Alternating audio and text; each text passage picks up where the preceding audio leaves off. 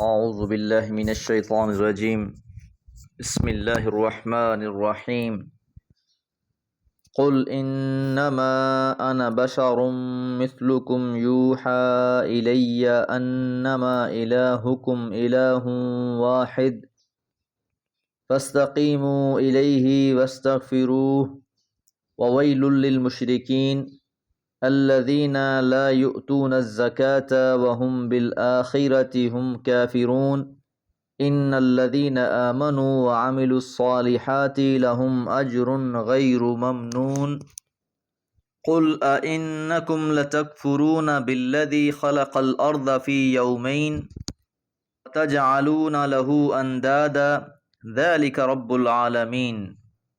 سورہ حامیم السجدہ، آیات 6 سے 9۔ آیت نمبر 6 میں یہ بات جانی کہ کافر کہتے ہیں ہمارے دل پردے میں ہیں، اوٹ میں ہیں ان باتوں سے جن کی طرف تم ہمیں بلا رہے ہو، اور ہمارے کان ان چیزوں سے بہرے ہیں، اور ہمارے اور تمہارے درمیان ایک حجاب حائل ہے، تو جو کچھ تم نے کرنا ہے کر گزرو، اور ہم جو کچھ کرنے والے ہیں وہی کر کے رہیں گے۔ یعنی آپ کی دعوت ہمیں کسی بھی صورت قبول نہیں ہے۔ کافروں نے کئی بار یہ مطالبہ بھی کیا کہ جس عذاب سے ہمیں ڈراتے ہیں اس عذاب کو ہم پر مسلط کر دیجئے۔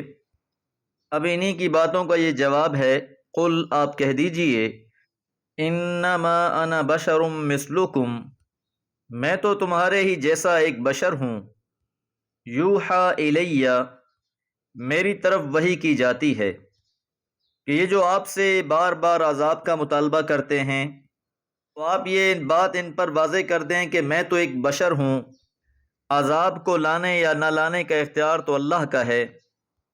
اس جملے کو انما انا بشر حصر کے ساتھ بیان کیا گیا ہے۔ سزا و عذاب میں مبتلا کرنا یہ تو اللہ کا اختیار ہے۔ یوحى الیہ، میری طرف وحی کی جاتی ہے، تو جو باتیں بھی میں تم تک پہنچا رہا ہوں یہ اللہ کی جانب سے ہیں، اللہ ہی کے پیغام کو میں تم تک پہنچا رہا ہوں۔ انما، بلا شبہ، الہکم، تمہارا معبود، الہ واحد، ایک ہی معبود ہے، کہ جس کی تم نے بندگی کرنی ہے وہ تو اللہ وحدہ لا شریک ہے، اختیارات بھی سارے کے سارے اسی کے ہیں۔ تو اس آیت مبارکہ میں اپنا مقام بھی واضح کر دیا کہ میں انسان ہوں، اللہ تعالیٰ مجھ پر وحی نازل فرماتے ہیں۔ اوپر پہلے یہ بیان کر دیا بشیرا و نذیرا، میں تو بشارت دینے والا اور ڈرانے والا ہوں۔ رہی وہ ذات کہ جس کی تم نے بندگی کرنی ہے، انما الہکم الہ واحد، وہ تو ایک اللہ ہے جو اکیلا ہے۔ فاستقیموا الیہ، بس تم اسی کی طرف یکسو ہو جاؤ، تمہارے سارے کے سارے معاملات اللہ ہی کے لیے ہوں۔ قل ان صلاتی ونسکی ومحیای ومماتی للہ رب العالمین، کہ آپ کہہ دیجئے کہ میری نماز، میری قربانی، میرا جینا، میرا مرنا سب اللہ رب العالمین کے لیے ہیں۔ یہی یکسوئی ہے، اور یہی اہل ایمان سے بھی مطلوب ہے کہ اللہ وحدہ لا شریک پر ایمان لاؤ، اور پھر اسی سے اپنا تعلق جوڑ لو، اسی کی طرف یکسو ہو جاؤ، اسی پر توکل کرو، اسی سے مانگو۔ واستغفروہ، اور اسی اللہ سے مغفرت مانگو۔ وویل للمشرکین، اور مشرکوں کے لیے تو ہلاکت ہے۔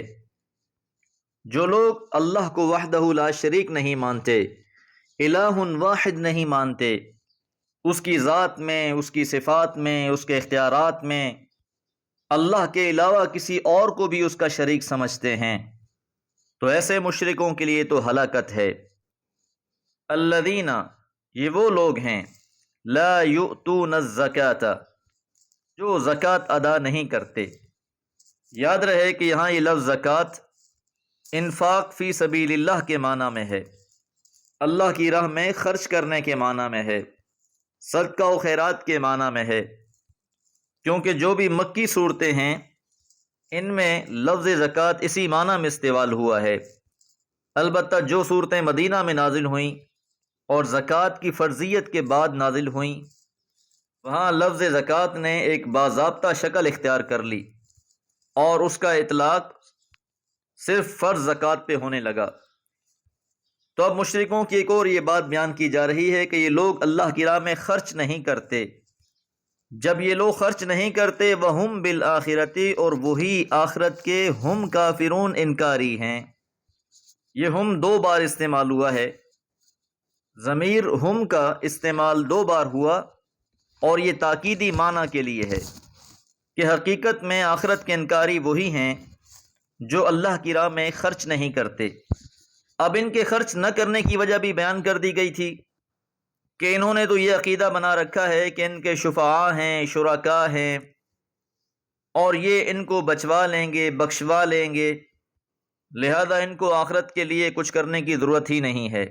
تو اگر کوئی شخص یہ گمان کیے بیٹھا ہے کہ وہ ایمان اور عمل صالح کے بجائے کسی کے بخشوانے سے بخشوا دیا جائے گا، کسی کی سفارش اور شفاعت سے جہنم سے نکل جائے گا، تو پھر اس نے نہ تو آخرت کی حقیقت کو سمجھا ہے اور نہ ہی وہ اس پر ایمان لایا ہے۔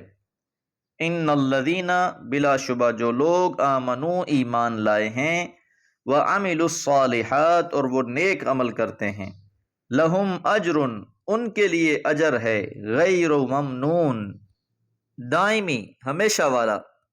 غیر ممنون سے مراد غیر مجذوذ ہے، جو منقطع نہیں ہونا۔ ان نیک اعمال کے صلے میں جو اللہ کی نعمتیں حاصل ہو جائیں گی وہ مستقل بنیادوں پر حاصل ہوں گی۔ یہ ایسا نہیں ہے کہ کچھ عرصے کے لیے حاصل ہو جائیں اور پھر منقطع ہو جائیں، بلکہ ان نعمتوں کو دوام حاصل ہوگا۔ قل اِنَّکُمْ، آپ کہہ دیجئے، اِنَّکُمْ لَتَکْفُرُونَ، کیا تم ہی ہو، لَتَکْفُرُونَ بِالَّذِی، کہ تم انکار کرتے ہو اس ہستی کا جس نے خلق الارض، تخلیق کیا ہے زمین کو، بنایا ہے زمین کو، فی یومین، دو دنوں میں۔ وہ اللہ رب العالمین جس نے اتنی بڑی زمین کو صرف 2 دنوں میں تخلیق کر دیا ہے، اور لاکھوں سالوں سے جو مخلوقات اس پر آباد ہیں ان کے کھانے اور پینے کا بندوبست بھی کر رکھا ہے، تو تم لوگ اس اللہ کا انکار کرتے ہو۔ وَتَجْعَلُونَ لَهُ، اور تم بناتے ہو، ٹھہراتے ہو اس اللہ کے لیے اندادا، شریک۔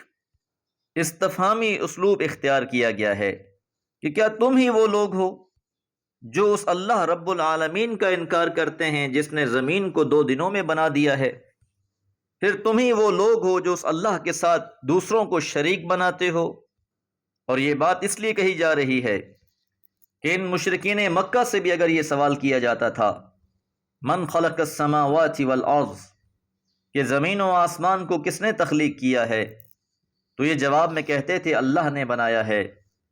جن کو اس بات کا اقرار ہو تو وہ اتنے عظیم رب کے ساتھ ان مورتیوں اور مجسموں کو شریک بنا لیں جو انسانوں کے ہاتھوں کے تراشے ہوئے تھے۔ تو یہ بات بڑے تعجب کی ہے کہ یہ لوگ اللہ کے شریک بناتے ہیں۔ ذالک رب العالمین، وہی تو تمام جہانوں کا رب ہے۔ قرآن مجید ہی معرفت الہی سمجھاتا ہے، حقیقت سے روشناس کراتا ہے، اندھیروں سے نکالتا ہے، طلب رکھنے والوں کی رہنمائی کرتا ہے۔ دعا ہے اللہ تعالی ہمیں ہر قسم کے شرک سے محفوظ رکھے۔ وما علیہ الا البلاغ۔